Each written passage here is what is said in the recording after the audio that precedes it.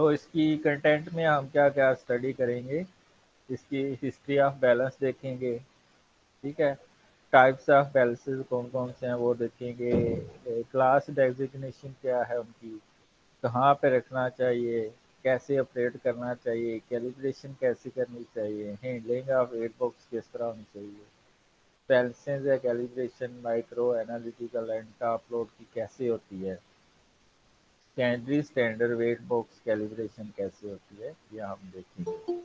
ठीक है, तो ये सारी चीज़ें आज के लेक्चर में हम करेंगे।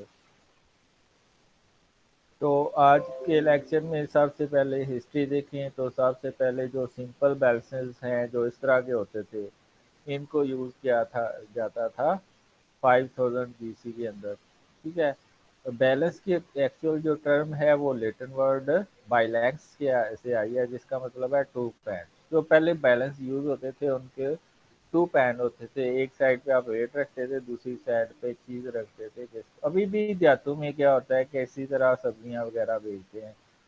ठीक है, तो एक साइड पे वो वेट रखते हैं और एक साइड पे वेजिटेबल या दूसरी चीजें रखते हैं और उनका वेट हो जाता है। मॉडर्न एनालिटिकल जो बैलेंस है, ठीक है, इसको 18 सेंचुरी में डिस्कवर किया गया था और ये लाइट वेट टेक्निक होती है जिसको डेवलप किया था जोसेफ ब्लैक ने। अच्छा, what is the purpose of weighing balance? A weighing balance is a scale is a device for measuring the weight. ये इसका पर्पस है कि वेट को मेजर करने के लिए हम यूज करते हैं। Balances measure the mass of an object and are used in science. In many industrial and commercial applications, scales and balances are used to determine the weight or mass of things ranging from feeders to loaded tractor trailers. तो ये हम मसलन ये जो हमारे पत्तों की में एक हैवी जो वेइंग बैलेंस है वो ट्रैक्टर की भी वेट करता है। अगर वो ओवरलोड हो ट्रैक्टर तो वो उसके ऊपर फाइन कर देते हैं कि आपका जो ट्रेलर है या उसको कहते हैं ट्रक है वो ओवरलोडेड है। ठीक है, तो फिर उसके उसके लिहाज से फाइन कर देते हैं। आगे है टाइप्स ऑफ बैलेंसेस। ये तीन तरह के होते हैं। एनालिटिकल बैलेंस, एनालिटिकल बैलेंस की रेंज क्या होती है, ये दोनों यूज होते हैं लैब के अंदर। ठीक है, ये भी लैब के अंदर यूज होता है लेकिन जहाँ पे हमने ज़्यादा वेट करना होता है। ठीक है, एनालिटिकल बैलेंस की जो रेंज है वो 100 मिलीग्राम से लेके 100 ग्राम तक है। ठीक है, माइक्रो बैलेंस की जो रेंज है वो 2 मिलीग्राम से लेके 20 ग्राम तक है। ठीक है, और टॉप लोड बैलेंस की 1 ग्राम से लेके 2 kg तक है। तो ये हैं तीन types, analytical balance, micro balance and top load balance है। क्लास डेजिग्नेशन क्या है? Class 1, class 2 and class 3 and class 4। जो क्लास 1 है ये लो कैपेसिटी होता है, यानी कि इसकी सेंसिटिविटी ज़्यादा होती है लेकिन ये कम चीज़ों को मेजर करता है, कम वेट चीज़ों को मेजर करता है। जो सेमी माइक्रो बैलेंस है वो 5 माइक्रोग्राम से 500 मिलीग्राम तक वेट ले सकता है, ये आपको तो नज़र आ रहा है। और माइक्रो बैलेंस में क्या होता है, 2 मिलीग्राम से लेके 20 मिलीग्राम तक ये आपको नज़र आ रहा है, इसमें वेट कर सकते हैं। क्लास 2 में एनालिटिकल बैलेंसेस आ जाते हैं। ठीक है, belt in weight for analytical balances and laboratory weight for the routine analytical work. ये 100 मिलीग्राम से लेके 100 ग्राम तक मोस्टली होते हैं। अब तो ये 20 से लेके 100 ग्राम तक इनकी रेंज हो गई है। क्लास 3 और क्लास 4 में क्या है, ये प्रिसीजन बैलेंसेज होते हैं, यानी इनमें एक्यूरेसी तो 100% नहीं होती लेकिन ये प्रिसीजन होती है इनके अंदर। ऑल अदर वेइंग इक्विपमेंट ये 1 ग्राम से लेके 2 kg तक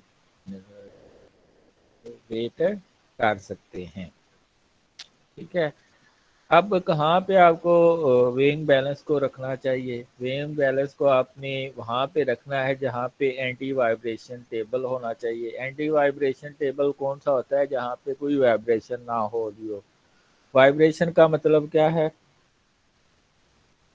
वहाँ पे कोई टेप मोटर ना हो, वहाँ पे कोई ऐसी मशीन ना हो जो कि वेव्स प्रोड्यूस करती है, लाइक साउंड वेव्स या कोई दूसरी वेव्स हैं वो प्रोड्यूस कर रही है। जिसकी अगर ये चीज़ें होंगी, अगर एंटी वाइब्रेशन टेबल है तो फिर तो वो स्टेबिलिटी उसको मिलेगी। अगर ये आपको नज़र आ रहा है एंटी वाइब्रेशन टेबल, इसके साथ में कोई चीज़ नहीं है, तो ये इन चीज़ों का पाकिस्तान में ख्याल नहीं रखा जाता, लेकिन ये दूसरी दुनिया में ख्याल रखते हैं।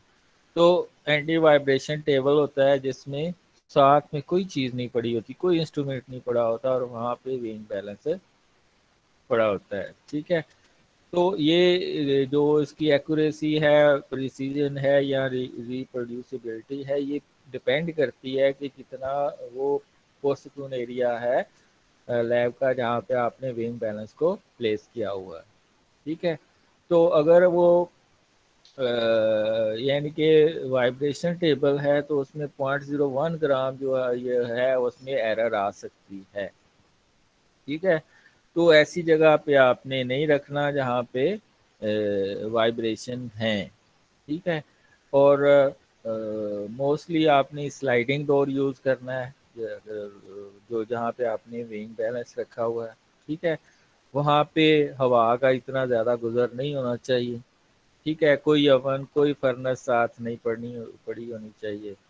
अच्छा, वहाँ पे ह्यूमिडिटी ज़्यादा नहीं होनी चाहिए। 45 to 60% जो है ह्यूमिडिटी, मॉइस्चर जो है वो अलाउड है, लेकिन इससे ज़्यादा नहीं होना चाहिए। तो ह्यूमिडिटी रेंज 20 से 80 तक है, तो इतनी ज़्यादा जो है ना रीडिंग डिस्टर्ब नहीं होती। लेकिन 20% से अगर कम है या 80% से ज़्यादा है तो ये फिर अफेक्ट करेगी रिजल्ट को, क्योंकि आपके रिजल्ट जो है वो उनके अंदर एक्यूरेसी नहीं आएगी। अच्छा, मोबाइल फ़ोन आपने पास नहीं रखने, उसके जो आपकी रिंग बैलेंस है।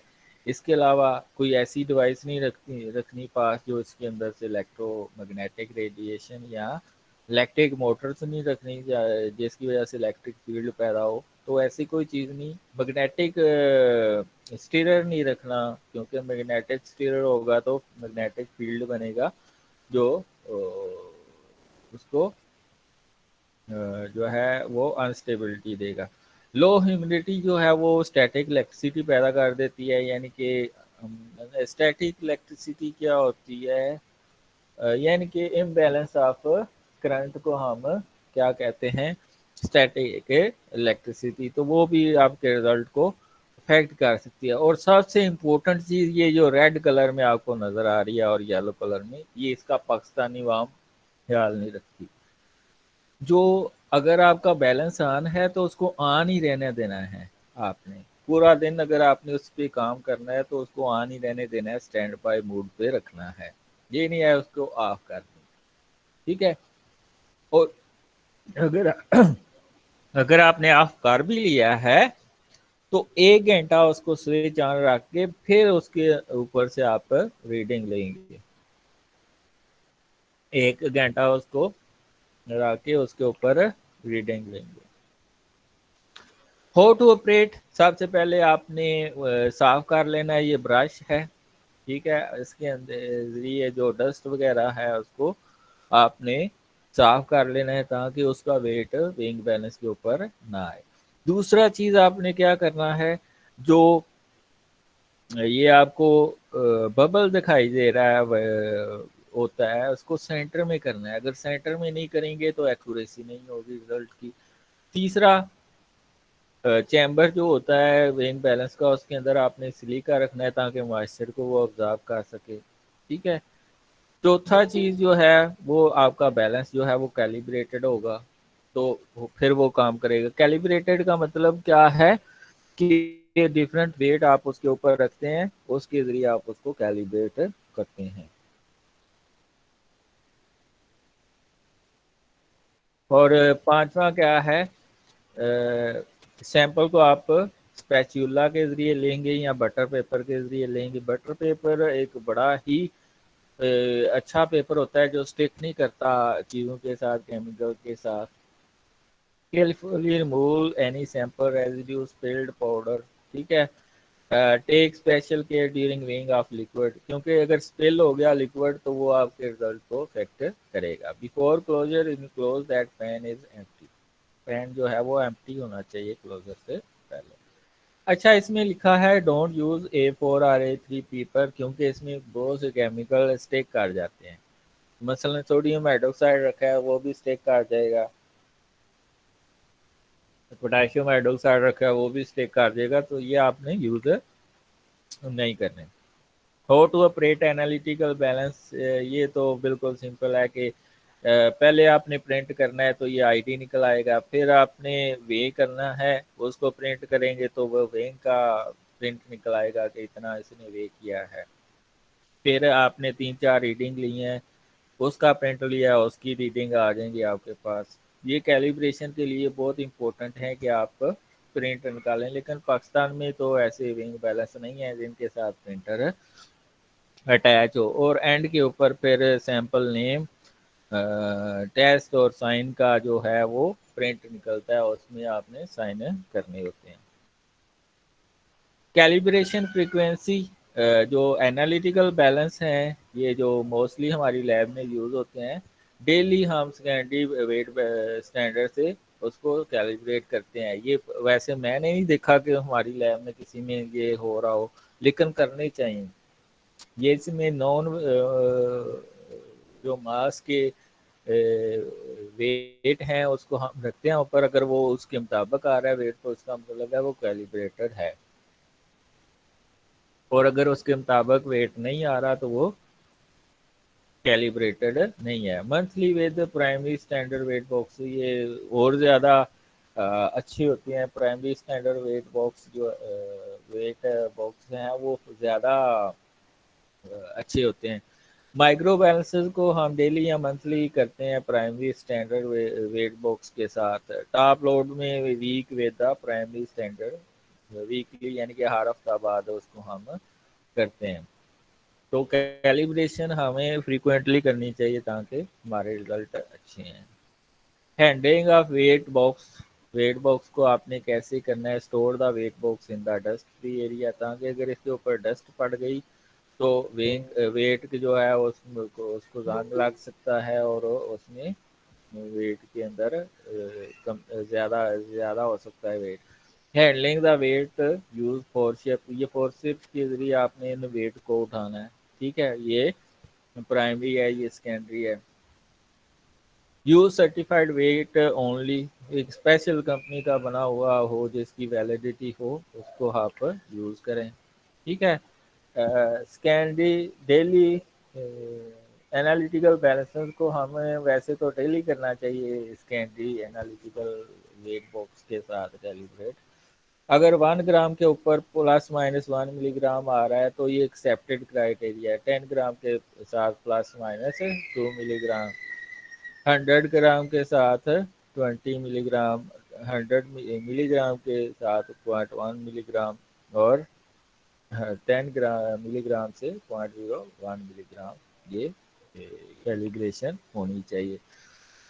Monthly with primary standard wait box, तो उसका क्राइटेरिया ये है कि ये आना चाहिए वेट, एक्सेप्टेशन रेंज सामने लिखी हुई है। ये आप खुद भी कैलिब्रेट कर सकते हैं और किसी कंपनी वाले को भी बुला के आप कैलिब्रेशन करवा सकते हैं। इसमें 100 ग्राम के साथ ±20 मिलीग्राम और 10 मिलीग्राम के साथ 0.01 मिलीग्राम प्राइमरी स्टैंडर्ड के साथ ये रीडिंग आनी चाहिए, क्योंकि वो ज़्यादा एक्यूरेट होते हैं। तो ये जो है रीडिंग इस तरह आनी चाहिए। एनालिटिकल बैलेंसेस कैलिब्रेशन कैसे होती है, ये भी इसमें हम ड्रिफ्ट चेक करते हैं। 20 ग्राम वेट लेते हैं, 2 वेट लेते हैं, एक वेट लेते हैं डे ड्रिफ्ट चेक 20 ग्राम, और वेट 2 लेते हैं डे ड्रिफ्ट चेक 20 ग्राम, यानी कि एक पहले आपने ले लिया वेट, फिर दूसरे दिन ले लिया, तो अगर तो उनमें डिफरेंसेस प्लस माइनस 0.002 ग्राम है, तो इसका मतलब है ठीक है। और अगर इससे क्रॉस कर गया तो ये आप वेइंग बैलेंस को कैलिब्रेट करवाएंगे, उसमें देखेंगे कि इसका जो बबल है वो सेंटर में है कि नहीं, तो फिर उसको ठीक करवाएंगे। अगर आपका वेइंग बैलेंस इम्बैलेंस पड़ा हुआ है तो तब भी एरर आ सकती है। अनसर्टेनिटी टेस्ट, इसमें क्या करते हैं, हम 1 ग्राम स्टैंडर्ड वेट यूज़ करते हैं और उसकी 8 से 10 रीडिंग लेते हैं, ठीक है। और उसके ऊपर ये फार्मूला लगाते हैं, और इस फार्मूला लगाने के बाद आपके पास अनसर्टेनिटी वैल्यू आ जाती है, ठीक है। इस यानी कि स्टैंडर्ड एविएशन ले लेते हैं, और जो आपके पास मीन मास आई है उसको उससे डिवाइड कर देते हैं, तो आपके पास अनसर्टेनिटी वैल्यू आती है, वो 0.001 से ज़्यादा नहीं होनी चाहिए। माइक्रो बैलेंसेस कैलिब्रेशन में प्राइमरी स्टैंडर्ड वेट यूज़ करते हैं, और इसमें 20 ग्राम के साथ प्लस माइनस 10 मिलीग्राम होना चाहिए, यानी कि एक्सपेक्टेशन रेंज 1 ग्राम के साथ 1 मिलीग्राम, 100 मिलीग्राम के साथ 0.1 मिलीग्राम, और 50 मिलीग्राम के साथ 0.05 मिलीग्राम, और 2 मिलीग्राम के साथ 0.002 मिलीग्राम। तो वही फार्मूला है अनसर्टिनिटी या ड्रिफ्ट जो को चेक करने का। माइक्रो बैलेंसेस कैलिब्रेशन ये मंथली हम प्राइमरी स्टैंडर्ड वेट बॉक्स के साथ कर सकते हैं, खुद भी करवा कर सकते हैं और कंपनी के जरिए भी करवा सकते हैं। इसकी भी रेंज ऑलमोस्ट एनालिटिकल बैलेंस की तरह की होती है। इसमें भी उसी तरह हमने अगर अनसर्टेनिटी चेक करनी है उसी तरह चेक करेंगे जैसा हमने एनालिटिकल बैलेंस में चेक की है, ठीक है।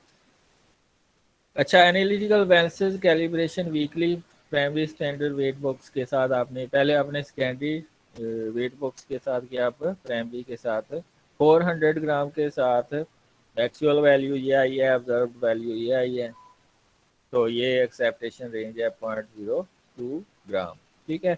200 ग्राम के साथ ये आई है आपकी एक्चुअल वैल्यू, ये होनी चाहिए ऑब्जर्व वैल्यू, और 0.02 ग्राम तक ये एक्सेप्टेशन रेंज है। 1 ग्राम के साथ वो अगर ये रीडिंग आई है, ऑब्जर्व वैल्यू 1 ग्राम है, तो ये इतना डिफरेंस है, ये एक्सेप्टेबल है, ठीक है। ये दोबारा से वही उसने ऑब्जर्व और एक्सपेक्टेड वैल्यू के साथ वो उसने स्टैटिस्टिकल एनालिसिस करके बता दिया। अच्छा, टाइम को आप अच्छा कंज्यूम करें, रिसर्च में अगर आप कर रहे हैं तो वो आपका अच्छा टाइम कंज्यूम होना चाहिए। Being balancing time consuming process है, ये नहीं है कि फ़ौरन से कर ली और रिजल्ट ले आए। डोंट रिलैक्स, ठीक है। रिलैक्स करने का टाइम सिर्फ रात के टाइम होता है, उस वक्त क्या करें, लेकिन वेइंग बैलेंस के दौरान आपने रिलैक्स नहीं करना, उसको बड़ी केयरफुली के साथ करना है, ठीक है। डोंट वेट लाइक दिस, ठीक है। इस तरह नहीं आपने वेट लेना कि आपने सैंपल को एक साइड पे डाला है, आपने सैंपल को सेंटर में रखना है, ठीक है, लाइक दिस, तो फिर आपका वेट सही आएगा, ठीक है। तो दैट्स ऑल। अब आपके क्वेश्चंस मैक्सिमम आने चाहिए। Questions are invited.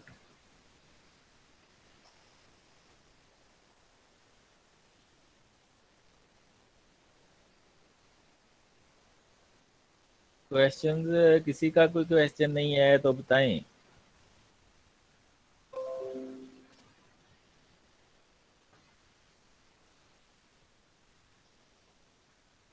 किसी का कोई क्वेश्चन है तो बता दें। प्राइमरी में जो है वो एक्यूरेसी ज़्यादा होती है, ठीक है। और सेकेंडरी वेट बॉक्स में जो है वो जो वेट है वो उसमें एक्यूरेसी इतनी ज़्यादा नहीं आती।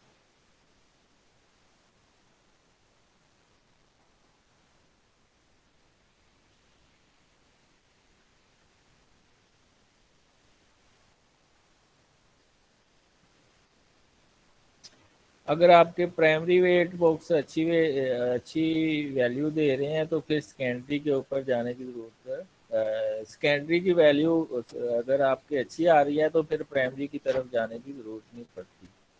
ठीक है, अगर सेकेंडरी आपके काम अच्छा कर रहे हैं तो इसका मतलब है प्राइमरी की तरफ ना जाएं। अगर आपके सेकेंडरी काम करना छोड़ दें तो फिर आप प्राइमरी की तरफ जाएंगे। हाँ, कैलिब्रेशन का मीन करेक्शन है। बिल्कुल ठीक है, आप प्लस माइनस ऐड करते हैं, माइनस करते हैं वैल्यू एक्चुअल वैल्यू से, या प्लस कर देते हैं।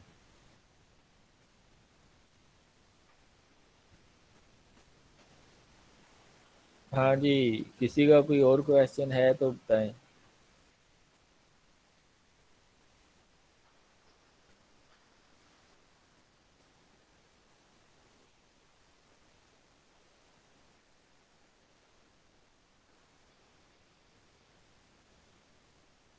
हाँ जी, बिल्कुल एक्यूरेसी का है, यानी कि अगर सेकेंडरी से वेट सही आ रहा है तो इसका मतलब है प्राइमरी की तरफ नहीं जाना आपने।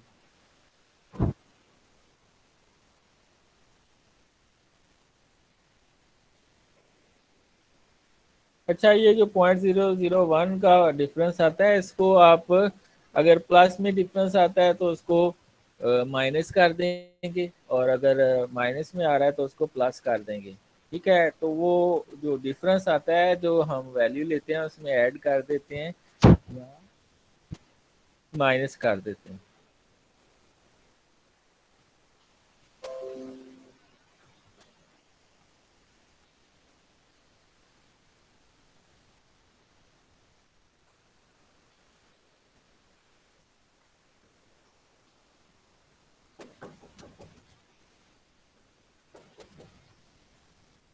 हाँ जी, और कोई क्वेश्चन है आपका?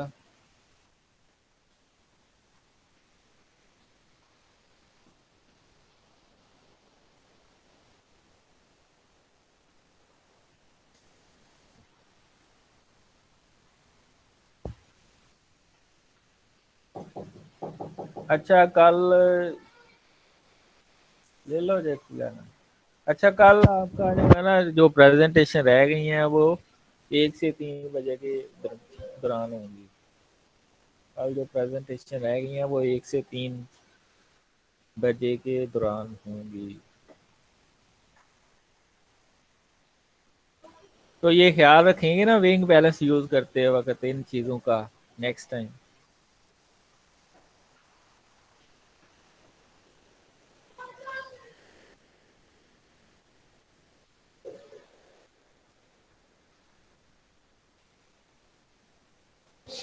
जी हलीम साहब, आप रखेंगे ख्याल? आप नहीं रखेंगे मेरे ख्याल से, आप जो है ना वो वेट करते हुए नॉन सीरियस लग रहे हैं मुझे। तो नेक्स्ट टाइम ख्याल रखेंगे। और जब आपने विंग बैलेंस यूज करना है उससे 1 घंटा पहले आपने उसको ऑन रखना है।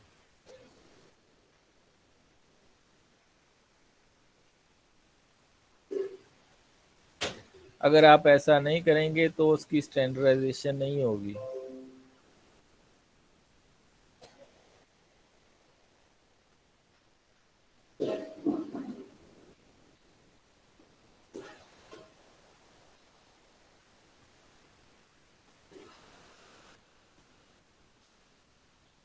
हाँ, अटेंडेंस रहीला, आप अटेंडेंस लेके ना सबकी, ये इधर नाम नोट कर लेना जो एबसेंट हैं।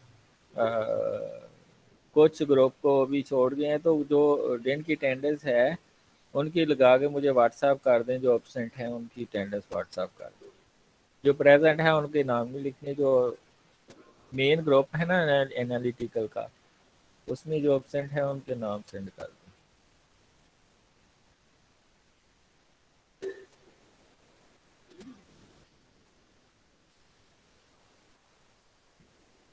हलीम, या आप सी आर हैं, आप सेंड कर दें या जी आर सेंड कर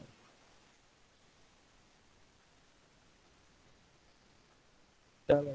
जोलॉजी वाले लैदा कर दें और बॉटनी वाले लैदा कर दें। जोलॉजी वालों की कर लेगी जो जोलॉजी की जी आ रहे हैं, और बॉटनी का ये मोहम्मद अलीम सेंड कर दें।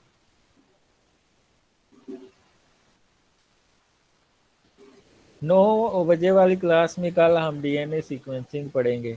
9 बजे वाली क्लास में डीएनए सीक्वेंसिंग पढ़ेंगे, वो बड़ा इम्पोर्टेंट है, वो बहुत ज़्यादा आएगा आपको फाइनल में डीएनए सीक्वेंसिंग।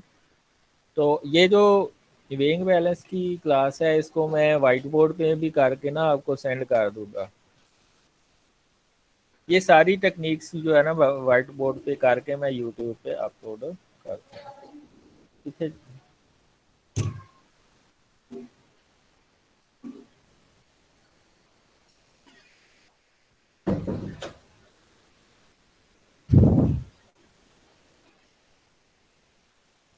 ये रिकॉर्ड लेक्चर जो यूट्यूब पे अपलोड करूँगा वो तो मैं वाइट बोर्ड वाले अपलोड करूँगा, लेकिन ये अगर आपने रिकॉर्ड लेक्चर लेना है तो आपको सीटीएस पे जाना है।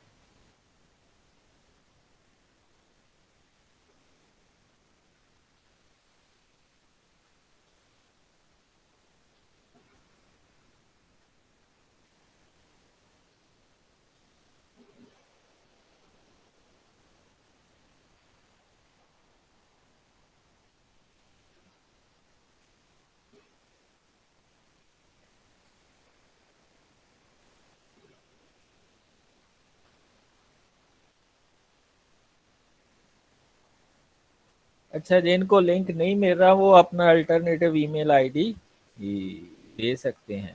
ठीक है। इसी के साथ अपने आसपास का ख्याल रखने, अपने हमसायों का ख्याल रखने, खासकर अपने वालदेन का ख्याल रखें, उनकी खिदमत करें जितनी हो सकती है, उनकी खिदमत करें। ओके, इस पैगाम के साथ अल्लाह।